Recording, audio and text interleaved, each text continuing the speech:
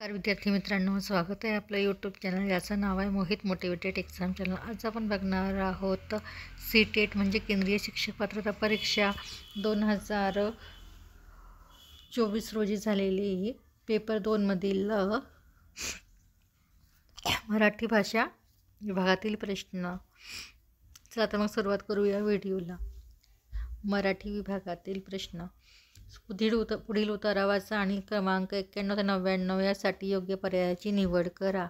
श्रावण वाघ नुकताच वयास यायला लागला होता. त्याच्या बाजूला दुसऱ्या पिंजऱ्यात एक वाघीण होती. ती वाघीण माझावर आली आणि ती श्रावणाच्या पिंजऱ्याजवळ गेली.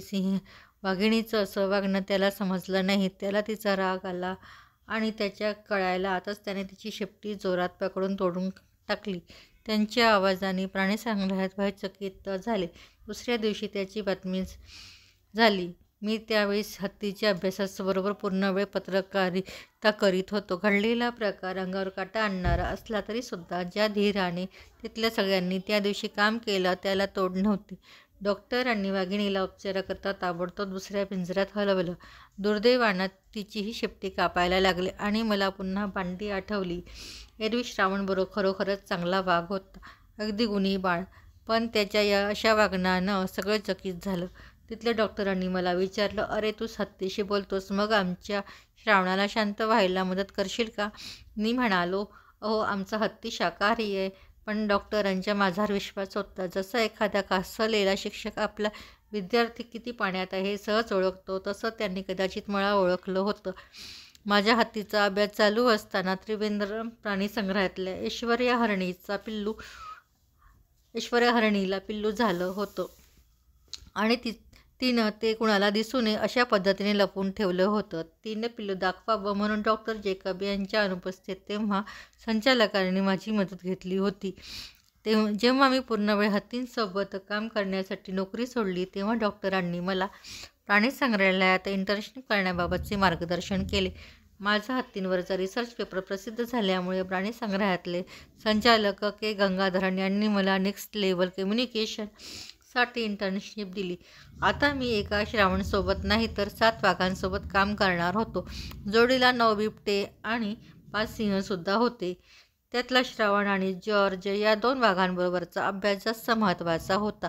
त्या संपूर्ण काळात वाघांची मानसिकता, संभाषणाचे प्रकार, घडणाऱ्या घटनांना त्यांची येणारी प्रतिक्रिया अशा सगळ्या बाजूंनी अभ्यास करायचा होता.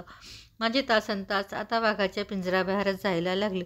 त्यांच्या हालचाली टिपणं, रेकॉर्ड करणं. डॉक्टरांना वेळ मिळेल तेव्हा त्यांना ते रेकॉर्डिंग दाखवून त्यावर मार्गदर्शन घेणं असा अभ्यास जोरात चालू होता. मी वाघांची पिंजरी असलेल्या परिसरात गेल्यावर श्रावणाचे हुंकार म्हणजेच मोठ्या आवाजातले ऐकायला यायचे. तेच हुंकार इतर वाघांनी वापरायला सुरुवात केली. त्यावेळी लक्षात आले की वाघांनी मला स्वीकारलं आहे. एके दिवशी दुपार मी श्रावणाच्या पिंजऱ्याबाहेर बसून लिखाण करीत होतो तेव्हा श्रावण जवळ येऊन पिंजऱ्याला अंग घासू लागला. नंतर पिंजऱ्याला अगदी चिकटून बसला. जणू काही त्याला मला टेकून बसायचं होतं. पिंजऱ्यातल्या जाळीत मी त्याला जेमतेम स्पर्श केला आणि मांजरीनं जसं वळून बघावं तसं त्याने वळून बघितलं. त्याच्या वागण्यात कुठेही राग दिसत नव्हता. त्या देहबोलीमध्ये अजून गोंजाळून हवं होतं असं सांगणं होतं. आता चला सुरुवात करूया प्रश्नांना. प्रश्न क्रमांक 91. वाघांनी आपल्याला स्वीकारलं हे लेखकाच्या कशावरून लक्षात आलं? पर्याय आहेत. हालचाली टिपल्यामुळे, वाघाचे हुंकार ऐकल्याने, पिंजऱ्याबाहेर बसून लेखन केल्यामुळे, रेकॉर्डिंग ऐकल्यामुळे.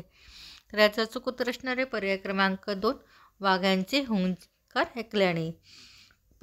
प्रश्न क्रमांक 92. 9 बिबटे हे कोणते संख्याविशेषण आहे?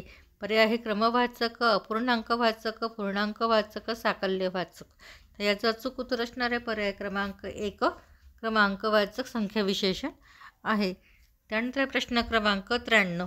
ऐश्वर्या हे कोणाचे नाव आहे? पर्याय आहे वाघाचे, सिंहिणीचे, संचालकाचे, डॉक्टरांचे. तर याचं अचूक उत्तर असणारे पर्याय क्रमांक 2, सिंहिणीचे. प्रश्न क्रमांक 94. लेखक काम करीत असलेल्या सिंहाची संख्या किती होती? पर्याय आहेत 2, 9, 7, 5. याचं अचूक उत्तर असणारे पर्याय क्रमांक 3, 7. प्रश्न क्रमांक 95. गोंजारणे या शब्दाचा अचूक अर्थ ओळखा.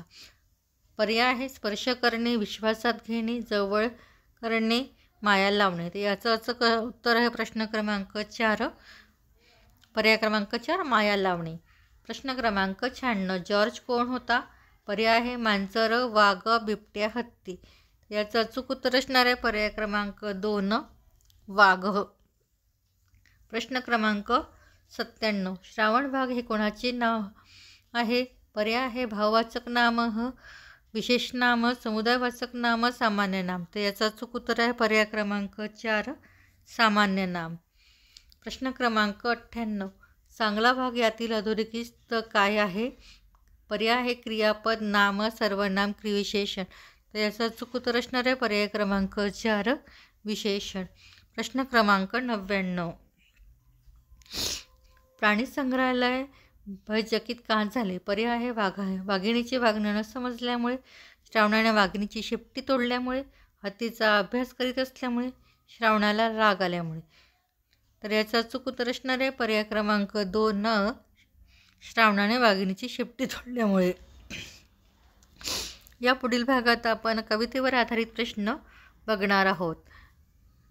व्हिडिओ आवडल्यास व्हिडिओला लाईक करा, शेअर करा, कॉमेंट्स करा आणि चॅनलला सबस्क्राईब करायला विसरू नका.